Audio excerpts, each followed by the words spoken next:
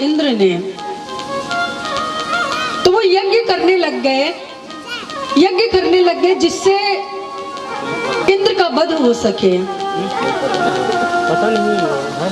यज्ञ में कुछ मंत्रों की त्रुटि हो जाने के कारण वृत्तासुर नामक दैत्य बड़ा भारी प्रकट हो गया, बढ़ने लग गया। उसकी दाढ़ी इतनी बड़ी बड़ी, ये कंधे जाकर आकाश से छूने लग गए। सारे देवी देवताओं में हाहाकार मच गया, सभी डरने लग गए, भगवान के शरण में गए। भगवान ने कहा कि मेरी शरण में आए हो, लेकिन इस वृत्तासुर का वध केवल और केवल दधीचि ऋषि के हड्डियों से जब वज्र बनेगा, उसी से इसका उद्धार हो सकता है और उसी से उसका वध हो सकता है। तो जितने भी देवता थे सभी दधीचि ऋषि के पास गए और दधीचि ऋषि से उनकी अस्थियों की मांग की। तो दधीचि ऋषि तो पहले जोर से हंसे कि ऐसा कौन है संसार में जो अपना शरीर ऐसे दे देगा किसी के मांगने से? कोई नहीं देगा। भगवान नारायण से भी मांगोगे तो वो भी मना कर देंगे। लंबी चौड़ी दंडवत करने लग गए सभी देवता। बड़ा सुंदर उपदेश देते हैं देवता लोग कि संतों का शरीर तो दूसरों के उपकार के लिए होता है। जिस तरह से वृक्ष अपना फल स्वयं नहीं खाते, नदियां अपना जल स्वयं नहीं पीती, उसी तरह से संत का जन्म तो परोपकार के लिए होता है। और आप तो सच्चे संत हैं, और यदि आपकी अस्थियां नहीं मिली तो ये राक्षस जो वृत्तासुर नामक राक्षस उत्पन्न हुआ है, ये हम सभी को मार डालेगा। दधीचि ऋषि ने कहा कि मैं तो केवल तुम लोगों के उपदेश सुनना चाहता था, और अपना शरीर देवताओं को दान कर दिया। विश्वकर्मा भगवान ने बड़ा सुंदर उनके अस्थियों से एक वज्र का निर्माण किया और इंद्र को दिया। इंद्र जाकर युद्ध भूमि में खड़ा है वृत्तासुर के सामने। इंद्र के हाथ में वह वज्र है और वृत्तासुर सामने खड़ा हुआ है।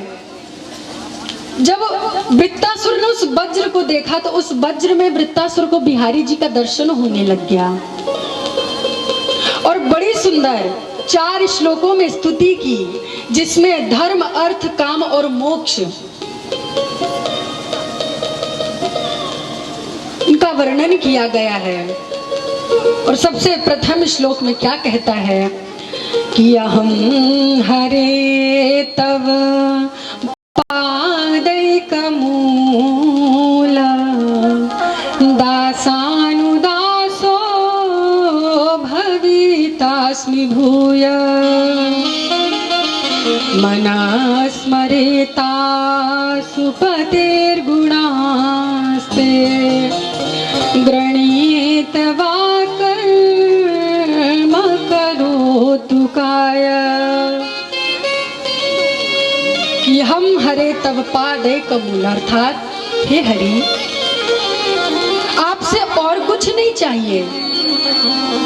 दासानुदासो, अर्थात मुझे आपके चरणों में नहीं रहना। आपके जो भक्त हैं, आपके जो दास हैं, उन दासों का मैं चरणों का भक्त बनना चाहता हूँ। देखिए कितने ऊंचे विचार हैं। एक दैत्य जाति का, दैत्य कुल का ये राक्षस है, दैत्य कुल से है, लेकिन इसके विचार देखिए। कहता है कि मुझे आपके चरणों में नहीं रहना, आपके जो दास हैं उन दासों के चरणों की धूली बना दो प्रभु, दासानुदासो। और मेरा मन सदा आपके नाम का स्मरण करता रहे, सदा आपके लिए तड़पता रहे, तड़पता रहे, रुदन करता रहे। और मुझे कुछ नहीं चाहिए कि न नाक पृष्ठम न च पारमेष्ठ्यम न सार्वभौमं न रसाधिपत्यम न योग सिद्धिर पुनर्भवं वा समंजसत्वा विरहय आकांक्षे।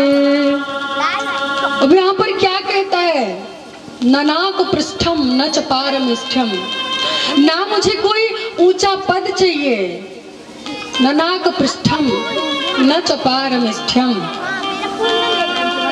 ना मुझे इतना अच्छा सौभाग्य चाहिए प्रभु, मुझे केवल क्या चाहिए, विरहय कांक्षे, कि मैं सदा सदा आपके विरह में तड़पता रहूं, रोता रहूं, आपके लिए तड़पता रहूं, आपकी याद में तड़पता रहूं। तो प्रभु ने यहाँ पर पूछा कि कैसे तड़पना चाहते हो, तो बताया यजात पक्षा इव मातरम खगः स्तन्यं यथावत् सतरा क्षुधार्था। अर्थात कि जिस प्रकार से एक घोंसले में बैठा पक्षी, एक घोंसले में बैठा पक्षी प्रति पल सोचता है कि अब मेरी माँ आएगी और मुझे दाना चुगाएगी, और अनेकों कौओं उल्लुओं से डरता है कि कहीं ये मुझे खा ना जाए, डरता जा रहा है कि मेरी माँ कब आएगी, माँ कब आएगी। तो प्रभु ने कहा ये तो तुम्हारा डर का भजन हो गया। क्यों? क्योंकि माँ आई, दाना चुगाई, पेट भी भर गया, अब डर ही नहीं है, फिर भूल गए। तो दूसरा दृष्टांत दिया है कि स्तन्य में था वत सतरह क्षुधार्ता, कि जिस प्रकार से एक गाय का बछड़ा छोटा सा, कम से कम 2-3 दिन का है, अभी जन्म लिया हुआ बछड़ा अपनी माँ को, जो वन में गई हुई है घास चरने, अपनी माँ को याद करता है कि जैसे ही माँ के आने का समय होता है बार बार चिल्लाता है, लगता है कि खूंटा तोड़कर भाग जाएगा, उस तरह से अपनी माँ को याद करता है। और मैया आई और दूध पिलाई और फिर माँ को भूल जाता है। तो प्रभु ने कहा कि ये भी दृष्टांत ठीक नहीं। क्यों? क्योंकि ये तो भूख का भजन हो गया, कि पेट भरा और माँ को भूल गए, फिर अपना खेलने कूदने में लग गए। तब वृत्तासुर बड़ा सुंदर तीसरा दृष्टांत देता है। एक बार सभी प्रेम से बोलेंगे राधे राधे, और सभी बहुत ध्यान से सुनेंगे। तीसरा दृष्टांत देते हैं कि प्रियम प्रियैव विशुतम विषम न, अर्थात जिस प्रकार से एक नव विवाहिता स्त्री का पति विदेश चला जाए और वो अपने पति को प्रति पल याद करती है, उस प्रकार से मैं आपको याद करूं। एक किसी गांव में किसी का विवाह हुआ, विवाह हो गए और दूसरे ही दिन उसे विदेश जाना था, लेकिन जो देवी जी थी वो थोड़ी पढ़ी कम थी, मान लीजिए कुछ भी नहीं पढ़ी थी। अब पतिदेव दूसरे दिन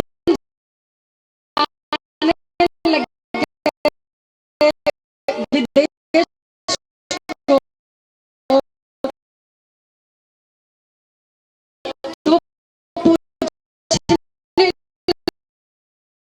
कि अब आप कब आएंगे लौट कर, अभी अभी तो विवाह हुआ, आप जाने।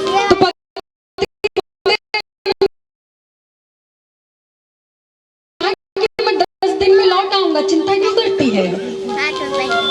तो अनपढ़ थी, नहीं जानती थी 10 मतलब कितना। तो पतिदेव ने क्या किया, एक दीवार पर 10 लाइन खींच दिया और कहा कि एक एक दिन ये लाइन मिटाते जाना, और जिस दिन ये आखिरी लाइन मिटा दोगी उसी दिन मैं आ जाऊंगा। अब जैसे ही एक एक दिन करके वह लाइन मिटाती जा रही है, एक दिन ऐसे करके 7 दिन और 9 दिन हो गए, जैसे 10वां लाइन मिटाई, लेकिन आज इतनी छटपटारी कि आज मेरे पति देव आएंगे। पति के प्रति उसमें है, इस प्रति पल तक इतना वृथा कि प्रभु जने साफ कर्म, कि मैं इस तरह से अड़पूं, चाहे तो मुझे जन्म आपको जन्म बार बार मुझे के सानिध्य। जब इतनी सुंदर बात कही वृत्तासुर ने, तो देवराज इंद्र ने कहा कि वाह वृत्तासुर, राक्षस जाति के होते हुए भी कितनी सुंदर सोच है। उतने में ही वृत्तासुर की आसुरी वृत्ति पुनः जाग उठी, पुनः जाग उठी और युद्ध करने के लिए तैयार हो गया। देवराज इंद्र वज्र लेकर खड़े हैं और उसी वज्र से सबसे पहले दौड़कर उसकी एक दाईं भुजा को काट दिया। दाईं भुजा काटा और दोबारा जाकर उसके ऊपर झपटा मारा और दूसरे बाईं भुजा को भी काट दिया। अब वृत्तासुर दोनों हाथों से विहीन हो गया, दोनों हाथों से विहीन हो गया और बड़ी जोर की श्वास ली और इंद्र को अपने पेट में लाकर रसगुल्ला की तरह गप्प कर गया।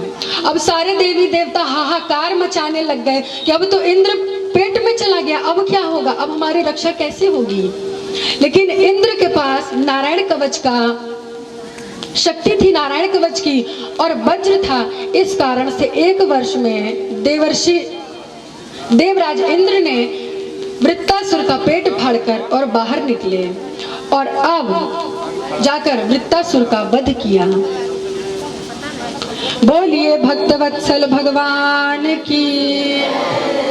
इसी प्रकार आगे चलकर दिति के 49 पुत्र हुए जो मरुदगण नाम से जाने गए। ये पुत्र तो दैत्यों के थे, दैत्यों की माता है दिति, लेकिन ये देवों की लाइन में आने लग गए, क्योंकि जब भगवान हनुमान जी ने लंका में आग लगाई तो यही 49 प्रकार की वायु बनकर, यही 49 पुत्र जाकर और उस आग को बढ़ाए थे पवन के रूप में जाकर।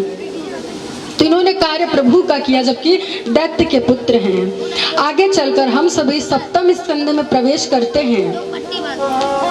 अब यहाँ महाराज परीक्षित श्री सुखदेव जी से प्रश्न करते हैं कि प्रभु एक बात तो बताइए, प्रभु हमेशा पक्षपात करते, समदर्शी कहे जाते हैं प्रभु, लेकिन प्रभु ने हमेशा पक्षपात किया है।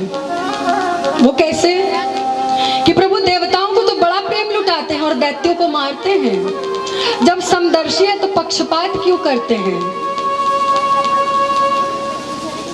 तब यहाँ श्री सुखदेव जी महाराज कहते हैं कि भगवान को जो जिस भाव से भजता है प्रभु उसे उसी रूप में दर्शन देते हैं और उसी रूप में उसका कल्याण करते हैं।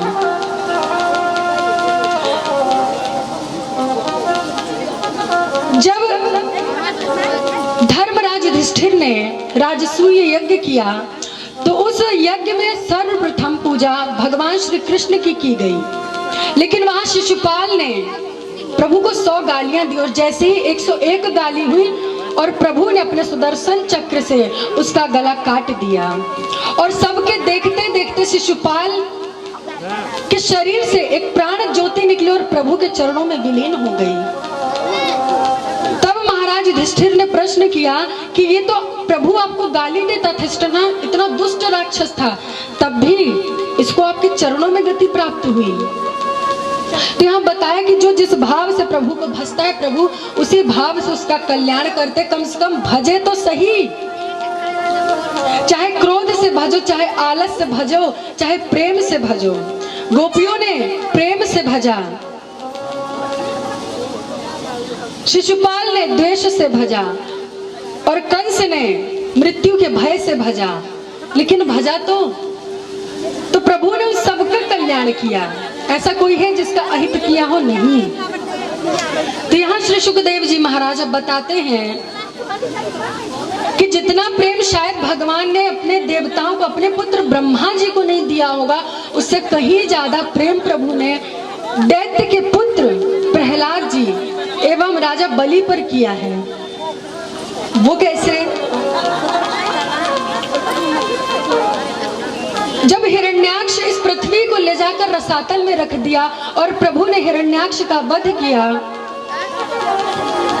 हिरण्याक्ष का वध कर दिया, तो हिरण्याक्ष का भाई था हिरण्यकशिपु, प्रभु से बदला लेने के लिए क्रोध में तप रहा है, क्रोध में तप रहा है। एक दिन की बात है कि हिरण्यकशिपु ब्रह्मा जी की तपस्या करने के लिए एक पर्वत पर गया। जब हिरण्यकशिपु तपस्या करने के लिए गया, एक बार सभी प्रेम से बोलेंगे राधे राधे। सभी कृपा करके ध्यान केवल भागवत जी की ओर दीजिए, ना कि यहाँ वहाँ।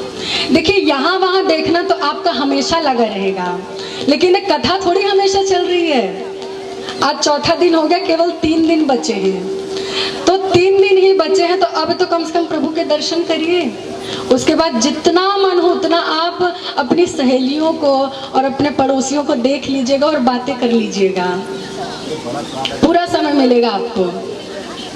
लेकिन 3 घंटे कम से कम प्रभु के दर्शन करिए, भागवत जी के दर्शन करिए और अपने नेत्रों को सफल करिए। और सभी अब भागवत जी में ध्यान देंगे और एक बार फिर से प्रेम से बोलेंगे राधे राधे।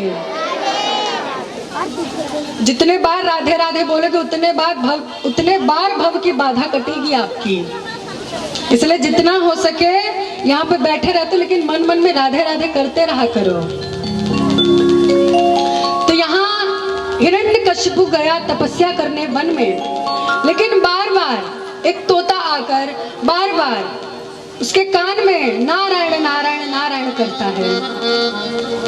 इतना परेशान हो गया हिरण्यकशिपु कि आज तपस्या करने का उद्देश्य ही खत्म करके और पुनः घर चला गया।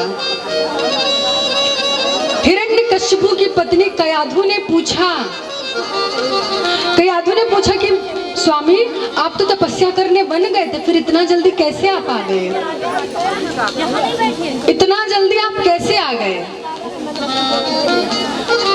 तो हिरण्यकशिपु बताता है कि मैं जब से तपस्या करने गया, एक तोता बार बार आके मेरे कान में नारायण नारायण कहता है।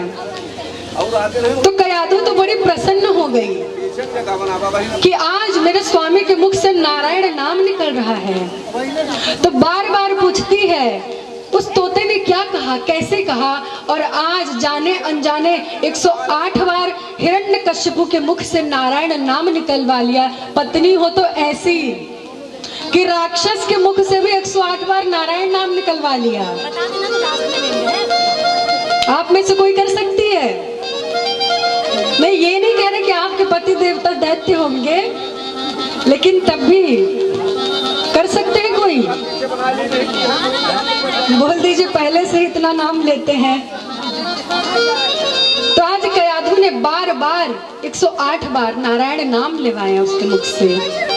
और आज ही के दिन माता कयाधु ने गर्भ धारण किया और उसी गर्भ में महाभागवत श्री प्रहलाद जी ने आज गर्भ में विराजमान हुए। लेकिन यहाँ जैसे ही देवताओं को मालूम पड़ा कि हिरण्यकशिपु की पत्नी कयाधु गर्भवती है, तो जो हिरण्यकशिपु है वो सारे देवताओं को, वरुण देवता से पानी भरवाता है, पवन देवता आकर पंखा झलते हैं, ब्रह्मा जी आकर वेद पाठ सुनाते हैं, सभी हिरण्यकशिपु की चाकरी करते हैं। तो देवताओं ने सोचा कि जब इसका पिता इतना परेशान करके रखा है तो इसका बालक तो हमें और परेशान करेगा, तो इससे पहले ही इसको हम मार क्यों न डालें। देवताओं ने जाकर आक्रमण कर दिया और सभी जितने दैत्य थे उन सबको बंदी बना लिया। और इधर हिरण्यकशिपु तो गया है वन में भजन करने के लिए, ब्रह्मा जी की तपस्या करने के लिए। इंद्र माता कयाधु के केश पकड़कर खींचते हुए लेके जा रहे, उतने पर ही देवर्षि नारद आ गए। देवर्षि नारद ने डांट फटकार लगाई कि तुम्हें जरा भी नहीं पता कि गर्भवती है, और किसी गर्भवती स्त्री को यदि कष्ट पहुंचाओगे तो कितना पाप पड़ेगा तुम्हें। देवर्षि नारद ने कहा कि इसके गर्भ में कोई साधारण राक्षस नहीं, भक्त पल रहा है, इसे मारना ठीक नहीं।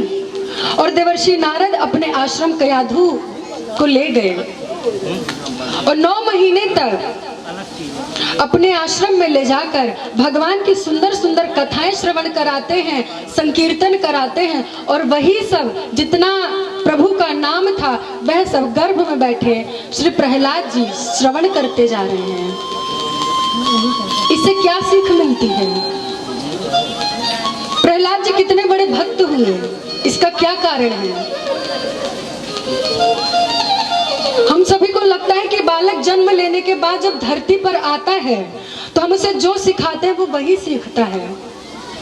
गलत है ये बिल्कुल। जब बालक गर्भ में होता है और माँ जो जो चेष्टाएं जो जो क्रिया करती है वही उस बालक के दिमाग पर पड़ता है। आप कभी ये बात ध्यान में रखिएगा, कभी शायद आपके सामने ये प्रतीति हो कि जब माँ के गर्भ में बालक होता है तो यदि माँ जितना प्रभु का नाम लेगी तो शायद वो बालक प्रभु में उतनी ही रुचि रखेगा। और माँ यदि ज्यादा इधर उधर चुगली ज्यादा बातें करेगी तो उसका बालक बहुत वाचाल होगा। हम जो क्रिया करेंगे वही गर्भ में वो बालक प्राप्त करता है। यहाँ भक्त प्रहलाद जी ने क्या, जब उन्होंने सुंदर सुंदर संकीर्तन श्रवण किया, प्रभु का नाम प्रभु की कथाएं श्रवण की, तो बचपन से ही उन्हें एक कृष्ण ग्रहित मानसा अर्थात कृष्ण रूपी ग्रह लग गया उन्हें। 9 ग्रहों को तो सभी जानते हैं, लेकिन जो ये 10वीं ग्रह होती है ये जिसे लग जाए एक, जल्दी तो ये ग्रह किसी को पकड़ती नहीं है, और यदि पकड़ ले तो छोड़ती नहीं है। और जो ग्रह उनकी तो हम शांति करवा सकते हैं कि ये ग्रह खराब है तो ये पाठ करवा लें, ये ग्रह खराब है तो शनि खराब है तो हम तेल चढ़ाएंगे तो शनि ठीक हो जाएगा, सुधर जाएगा। ये सब तो इन सबसे शांत हो जाते, लेकिन जो ये कृष्ण नाम रूपी ग्रह जिसे लग जाए उसकी तो बात ही निराली हो जाती है। स्थिति पता है कैसी हो जाती है? पागलों की तरह। यहाँ पर बताया गया है कि क्वचित द्रुदति अर्थात कभी भी रोने लगता है, कभी भी हंसने लगता है, कभी भी नाचने लगता है और कभी भी गाने लगता है, जिसे ये ग्रह लग जाता है। और ये लक्षण किसके हैं? पागल के, कि कभी भी हंसने लगता है किसी को भी देख के और कभी भी पल भर में रोने लग जाए, पल भर में नाचने लग जाए, पल भर में गाने लग जाए। तो ये स्थिति भक्त प्रहलाद जी की हो चुकी है। कृष्ण ग्रहित मानसा इसलिए कहा गया है। इधर हिरण्यकशिपु वन में जाकर तपस्या करता है और ब्रह्मा जी इसकी तपस्या से बड़े प्रसन्न हुए। क्यों? क्योंकि इतनी तपस्या शायद किसी ने किया होगा, इसके शरीर में दीमक लग गए। ब्रह्मा जी प्रकट हुए और बोले कि पुत्र मैं तुम्हारे इस तप से अति प्रसन्न हूँ, मांगो क्या चाहिए, वरम ब्रूयात्। अब यहाँ हिरण्यकशिपु वर मांगता है कि प्रभु मुझे अमर कर दो। तो ब्रह्मा जी कहते हैं कि जब अमर मैं ही नहीं हूं तो मैं तुम्हें कहां से अमर कर दूं। तो कहा ठीक है, अमर करने का वर नहीं दे सकते तो मेरी कुछ मांगे हैं वही पूरी कर दो। ब्रह्मा जी ने कहा कि ठीक है बेटा मांग, तेरे जैसी तपस्या किसी ने किया ही नहीं है। तो वर मांगता है कि न बाहर मरूं न भीतर मरूं, न किसी अस्त्र से मरूं न किसी शस्त्र से मरूं, न दिन में मरूं न रात में मरूं, आपकी बनाई सृष्टि में किसी से ना मरूं, न किसी मनुष्य से मरूं न किसी जानवर से मरूं। इस प्रकार से अनेकों वर मांगता जा रहा है। ब्रह्मा जी कहते हैं बेटा अब तो बस कर, इतने वर मांग के तो तू वैसे भी अमर हो गया है। ब्रह्मा जी वर देकर और चले गए। अब इधर वर पाकर हिरण्यकशिपु पुनः देवताओं पर आक्रमण करने लग गया। जितने भी देवता हैं सबको परेशान करने लग गया। वरुण देवता से पानी भरवा रहा है तो पवन देवता से झाड़ू लगवा रहा है। इस प्रकार से सारे देवताओं को परेशान करके रखा। लेकिन हिरण्यकशिपु का जो पुत्र है भक्त प्रहलाद, बहुत बड़े भक्त हैं वो। हिरण्यकशिपु ने क्या किया? जितने भी सब देवी देवता थे सबसे पहले प्रभु की शरण में गए। प्रभु ने सभी देवताओं को कहा कि तुम सभी कुछ दिन दिन इंतजार करो, मैं स्वयं आऊंगा और तुम सबके इस सारे कष्ट को दूर करूंगा। और हिरण्यकशिपु का अब जो ये पुत्र प्रहलाद हो चुके हैं, इन्हें कृष्ण रूपी ग्रह लग चुका है। हिरण्यकशिपु ने अपने पुत्र प्रहलाद को विद्यालय में डाला और उस विद्यालय का नाम क्या, हिरण्यकशिपु दानव विश्वविद्यालय। उसमें पढ़ने के लिए भेजा, लेकिन दैत्यों का विश्वविद्यालय है तो यहाँ पर केवल कुनीति सिखाई जाती है। किसी के साथ छल कैसे करें, किसी का पैसा कैसे हड़पे, किसी को कैसे मारना चाहिए, ये सब बुरी बुरी चीजें सिखाई जा रही हैं। लेकिन भक्त प्रहलाद जी तो गर्भ से ही सीख कर आए हैं। उन्हें जितना सिखाया जाता है कुछ उनके दिमाग में घुसता ही नहीं, क्योंकि उनके दिमाग में तो प्रतिपल भगवान श्री कृष्ण चलते हैं। एक दिन की बात है कि कुछ दिन व्यतीत हो गए थे, हिरण्यकशिपु को अपने पुत्र प्रहलाद की याद आने लग गई। तो हिरण्यकशिपु विद्यालय में गया और जाकर मास्टर जी से कहा। उस विद्यालय के मास्टर जी हैं शंडा